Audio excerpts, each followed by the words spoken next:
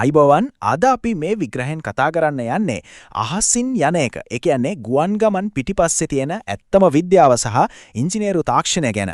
නිකමට හිතන්න අහසේ පාවෙලා යනවා කියන්නේ එදිනෙදා අපි දකින පුදුම සහගත දෙයක් නේද? ඉතින් මේ සංකීර්ණ දේවල් කොහොමද හරියටම වෙන්නේ කියලා හරිම සරලව තේරුම් ගන්නයි අපි අද ලෑස්ති වෙන්නේ. අපිට නිතරම හිතන ප්‍රශ්නයක් තමයි ටන් ගණනක් බර යකඩ ගොඩවල් මේ වගේ අතිවිශාල යන්ත්‍ර කොහොමද කිසිම ගාණක් නැතුව ගුරුත්වාකර්ෂණයට එරෙහිව අහසේ පාවෙන්නේ? බැලුමට මේක වෙන්න බැරි දෙයක් වගේ පෙනුනත් මේක මැජික් එකක් නෙවෙයි. ධාවන පතේ ඉඳන් අඩි දහස් ගාණක් උඩට යනකම්ම තියෙන්නේ හරිම නිර්වද්‍ය විද්‍යාත්මක සහ ඉංජිනේර්මය ගණනය කිරීම ටිකක්.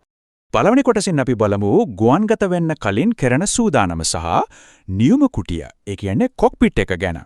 එන්ජින් ස්ටාර්ට් කරන්නත් කලින් කරන මේ සූදානම ඇත්තටම ජීවිතේට කොච්චර බලපානවද කියලා අපි හිතන්න ඕනේ.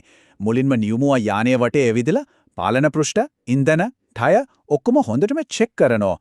ඊට පස්සේ කොක්පිට් එකේ ඉලෙක්ට්‍රොනික සිස්ටම්ස් රෙඩි කරනවා. මේ ඔක්කොටම වඩා වැදගත්ම දේ තමයි යානීය බර සහ සමතුලිතතාවය ගණනය කරන එක. විශේෂයෙන්ම center of gravity ඒ කියන්නේ ගුරුත්ව කේන්ද්‍රය හරියටම බැලන්ස් කරගත්තේ නැත්නම් යානය කන්ට්‍රෝල් කරන්න බැරි වෙලා ස්ටෝල් වෙනවා කියන භයානක කඩාවැටීමකට ලක් වෙන්න පුරුවන්. ඒක අනිවාර්යයෙන්ම වළක්ව ගන්න ඕනේ.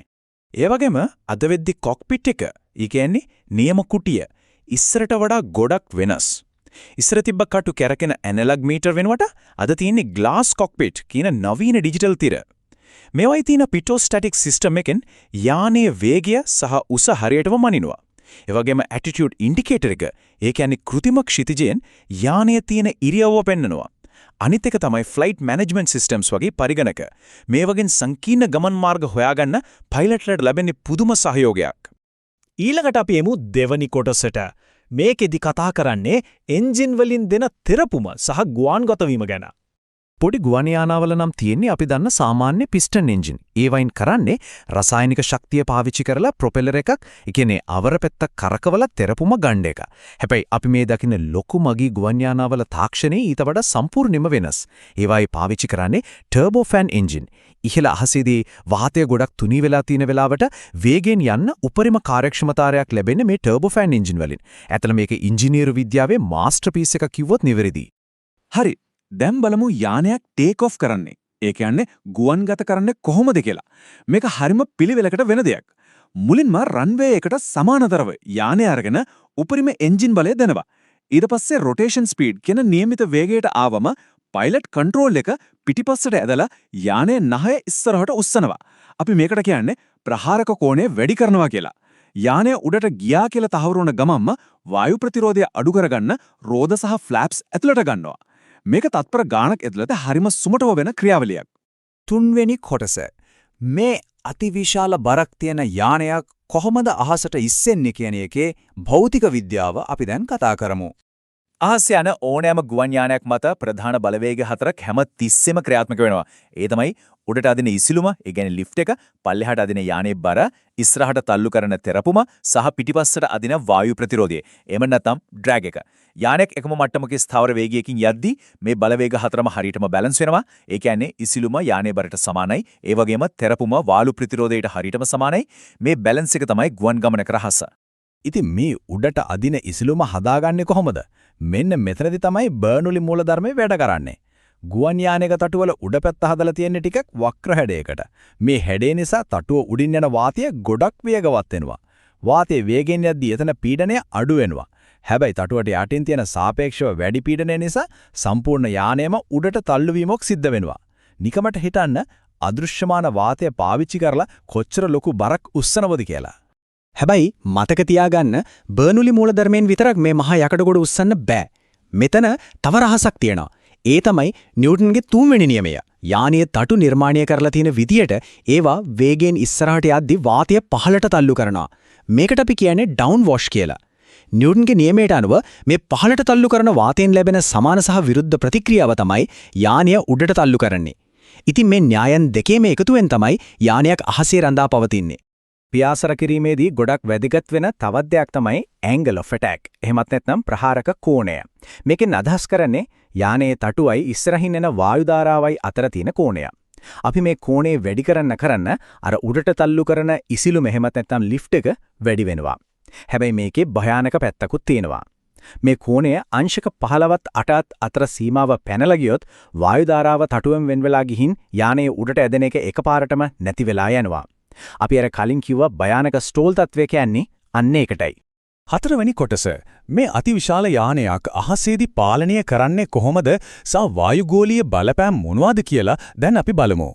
ත්‍රිමාන අවකාශයක් ඇතුලේ ගුවන් යානයක් පාලනය වෙන්නේ ප්‍රධාන අක්ෂයන් 3ක් කරහා. යානේ තටුවල සහ වලිගේ තියෙනවා එහා මෙහා කරන්න පුළුවන් කොටස්. ඒවට අපි කියනවා ailerons, elevators සහ rudder කියලා. පයිලට් මේව පාවිච්චි කරලා තමයි වායුගතික බලවේග වෙනස් කරන්නේ. මේ සිස්ටම් එකෙන් යානය වමට දකුණට ඇල කරන එක, නහය උඩට පහළට කරන එක වගේම හරවන එකත් ඊටාම නිවැරදිව කන්ට්‍රෝල් කරන්න පුරුවන්. හරියට අහසේ යන රොබෝ කෙනෙක් වගේ. දැන් යානයක් හරවද්දී මේ ailerons සහ rudder කියන පද්ධති දෙකම එකට වැඩ කරන්න ඕනේ. එහෙම සම්බන්ධීකරණයක් නැති වුණොත් යානය අනවශ්‍ය පැත්තකට ඇදිලා යන්න පුරුවන්. ඒ වගේම යානයක් බෑන්ක් කරද්දී, ඒ කියන්නේ හරවද්දී අපි කවුරුත් දන්න G-force, එහෙමත් නැත්නම් ගුරුත්ව බලපෑමක් අනිවාර්යෙන්ම ඇති වෙනවා. තව විශේෂ දෙයක් තමයි යානය ගොඩක් ඉහළ හසට යද්දී වාතයේ ඝනත්වය අඩු වෙන එක.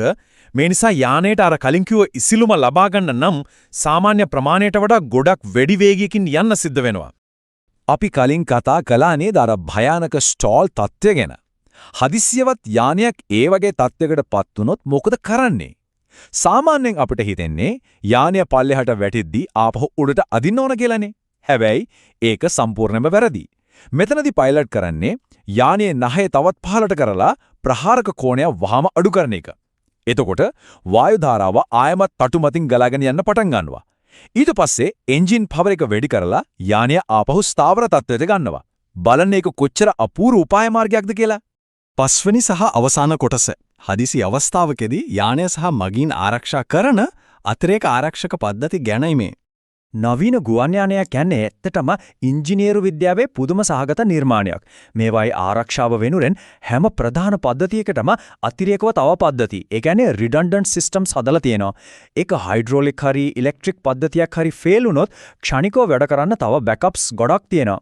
ඒ විතරක් නෙවෙයි fly by wire කියන පරිගණක පද්ධතියෙන් පයිලට් අතින් වැරදීමක් වුණත් යානය භයානක සීමාවන්ට යන්න නොදී ආරක්ෂා කරනවා. ඉතින් මේ අතිරේක ආරක්ෂිත උපක්‍රම සහ අතිශය ශක්තිමත් ද්‍රව්‍ය නිසා තමයි අද ලෝකයේ ආරක්ෂිතම ප්‍රවාහන ක්‍රමයේ විදියට ගුවන් ගමන් පත්වලා තියෙන්නේ. ඒක කිසිම සැකයක් නැති ඇත්තක්. මේ හැමදේම ගැන කතා කරලාට පස්සේ අපිට ලොකු කුතුහලයක් ඇති වෙනව නේද? අනාගතය ගැන හිතන්න.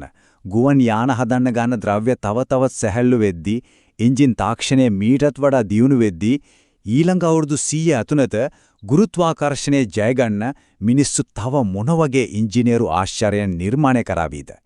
ඒ ගැන හිතන එකත් ඇඟ කිලිපොළ යන අත්දැකීමක්. ඉතින් ඒ කුතුහලයත් එක්කම අපි අදට මේ විග්‍රහය මෙතනින් අවසන් කරනවා. අනිවාර්යෙන්ම ගොඩක් අලුත් දේවල් ඉගෙන ගන්න ඇති කියලා අපි විශ්වාස කරනවා.